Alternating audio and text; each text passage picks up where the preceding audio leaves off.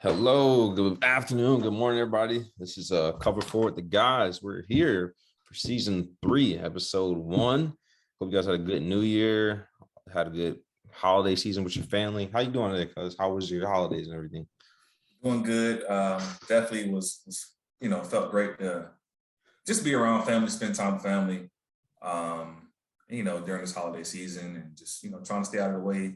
COVID's still a real thing, so I hope everybody's doing the same thing as well. Yeah, that's good. That's good. We didn't link up for the family New Year festivity this year. I got you in the summer though, so we're Oh golden yeah. there. We're gonna make sure we link up for that. But so we had a very interesting past couple of weeks in the league. We missed, I think, what, 2-3 weeks maybe. There's been a lot going on. As a Yeah. recent, we know AB had the fake vaccination card. I'm gonna just give the whole spiel, and I'm gonna ask Terrence his thoughts on it. So AB, he left the Bucks game early, essentially walked out of work. This third quarter, he leaves the sideline and leaves with a grand exit. Takes off shoulder pads, throws his gear in the crowd. There's a lot of conflicting stories on this. Jay Glazer reported it one way, Ian Rappaport reported it another way, and then you got the little animosity between, obviously Bruce and AB, because AB is essentially there because of Tom. If it was That's update, the only reason either. yes. If we asked Bruce, if it was just up to Bruce, AB probably wouldn't be there. So he probably would have never came back. Yeah, he probably wouldn't even been there to start. That's true too. We have that. He was told to check in the game, and he wasn't 100% sure with his ankle. So he had told no because he wasn't 100% sure on his ankle. Coach Arian and coaches kicked him off the sideline and pretty much said he's off the team. And this is per Ian Rappaport. He reported that, and then so he just left in the manner he left. I do not agree with how he left, but AB left close to $1 million on the field in incentives. He needed 8 more catches, 55 more yards, and 1 more touchdown. He was getting all of that. All of this was achievable in that game still, and then it's even more achievable because they had 1 more game left. So he's going to hit all these incentives, no problem. We know what kind of talent AB is, but to look on the other side of it, we know about his history. We know all the issues he's had with people, women, just everything. I don't need to rehash the history. We know who AB is. It's nothing new. I just need to bring up the part of what happened with the game. I don't necessarily agree with them. If he's not good to go health-wise, I'm not going to keep asking you to come in. If you tell me something's wrong with you, all right, cool, boom, I'm moving off from it. Yeah. If something's wrong with you, that's fine. I ain't got to check you in, nothing. Boom, we're good. Health should be the utmost importance. Doesn't matter how the person's character is, if you don't like them, blah, blah, blah. But obviously there's some animosity because him and Bruce don't see eye to eye. Like, I don't care what fakeness we got to go around in there. We know he's around because of Tom. Because if it was up to BA, he probably wouldn't have been there at all. So add that to, oh, well, I'm not checking in because of my ankle. You could see they probably argued or bickered right then and there on the, oh, I'm not checking in part. So I just would have expected maybe BA to handle it better. I didn't really expect Antonio Brown to handle that any better than what he honestly handled it. I literally probably would have expected a little bit more from him. But for them to say something is wrong, like him to say his ankle is messed up, and then you guys are like checking in, and the pressure was because they were losing to the Jets. They weren't winning. Yeah, I mean, I think insane. That was probably the selling point of like, no, like check into the game because they were obviously trying to get a win. Lo and behold, they did get the win even without him. But I just think I think it goes to show maybe Arians probably didn't have that same respect for him as, say, like Tom. Tom loves him. Tom obviously cares about him. But I don't think that was likewise with Bruce. I think it's one of those things like, how people say LeBron's the GM of like who comes in, who goes. It's essentially that. It's essentially that for Tampa if we look at it. If it was up to BA, he wouldn't have been there at all. That's true. I guess it just reaches a certain point. And now Bruce Arians is just like, listen, all right, that's it. That's enough. Yeah. But for me, like I'm not here to slander, Antonio Brown. Maybe there is some issues that he's dealing with that we, have no understanding of, or we just, don't know about. And obviously there's that animosity there, like you said, between him and Bruce Arians.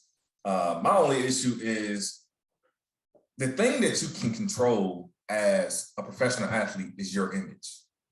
So, and that's my problem with him. The way he left does nothing to help his image based on the things that he's done in the past, starting from Pittsburgh.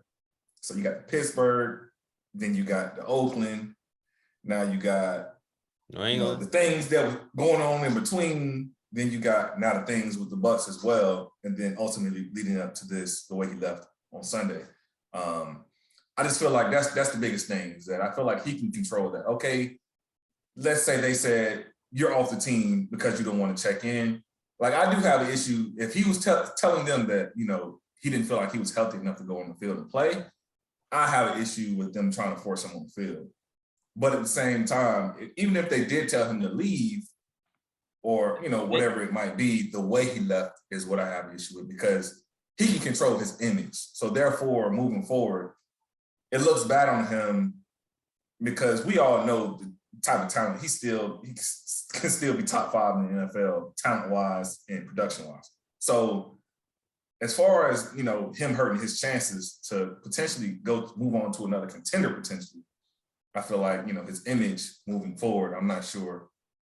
I'm sure his image is tainted in the NFL for sure, but just not sure of how likely he is to get signed from someone else at this point.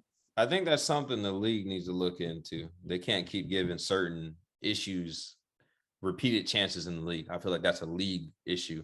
And obviously, definitely, I think his character has always been in the question. If you treat people bad, and then even if you mentally is probably something wrong.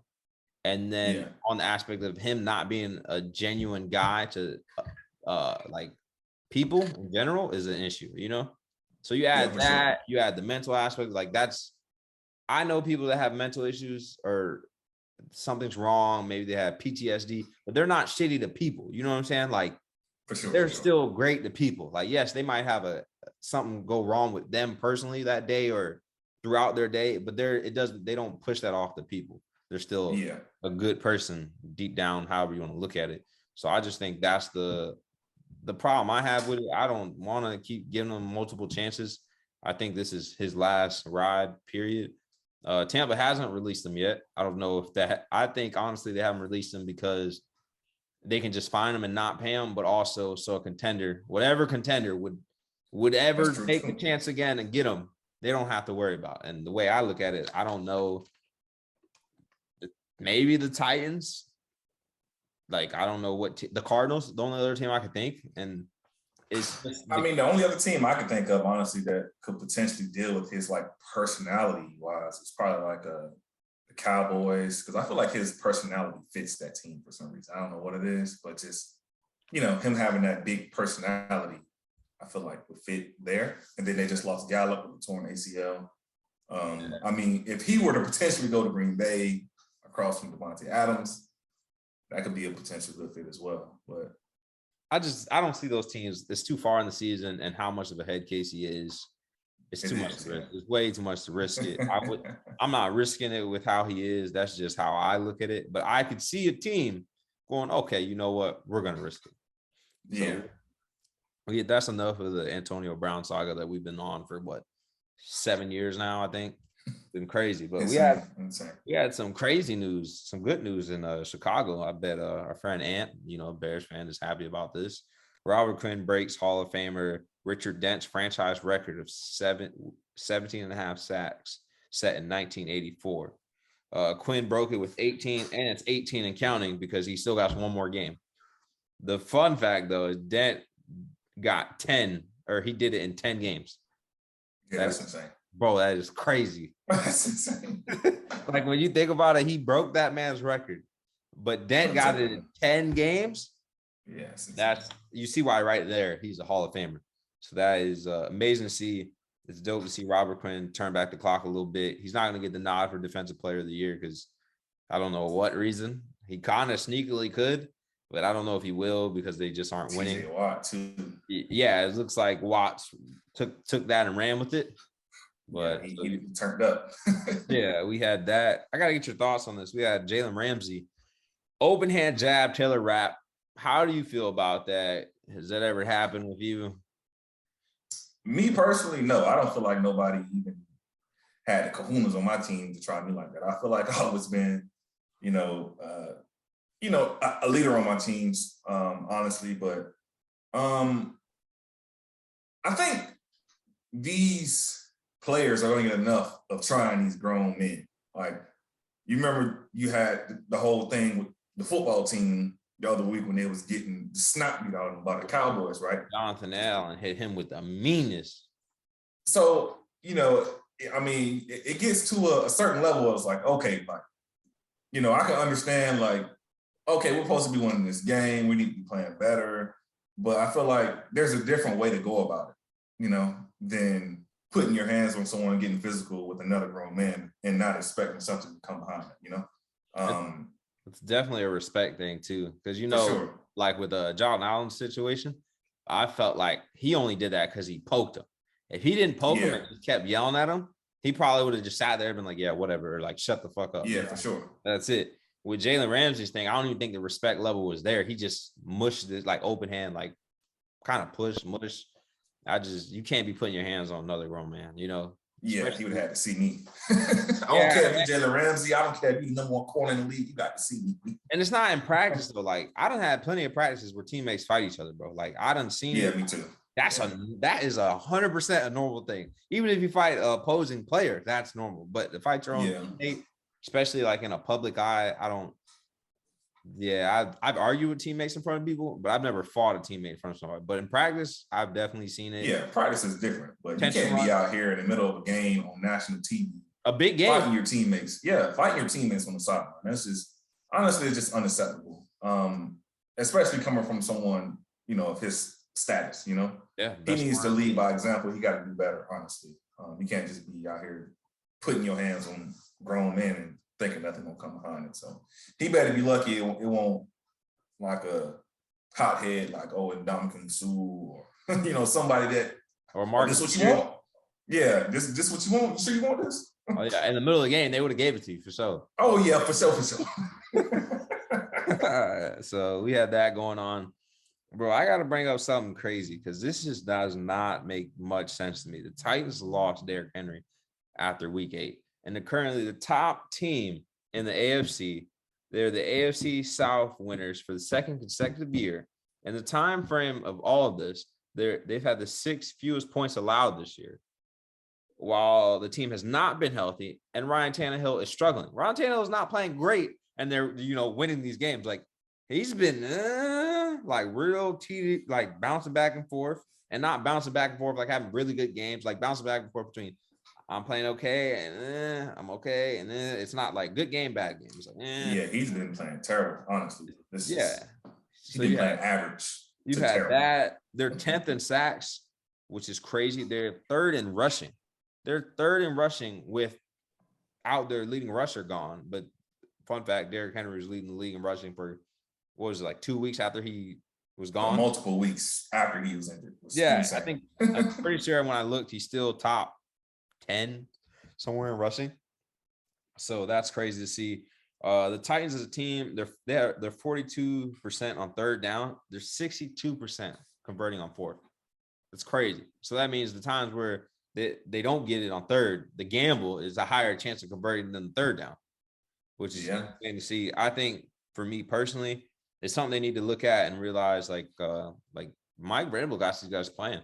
And to me, he does. And they're beating good teams. They're not beating bad teams. Like, the Cowboys, they don't beat teams that are always 500. Like even your Pats, for example, like they get good games, but sometimes they're not beating those top teams.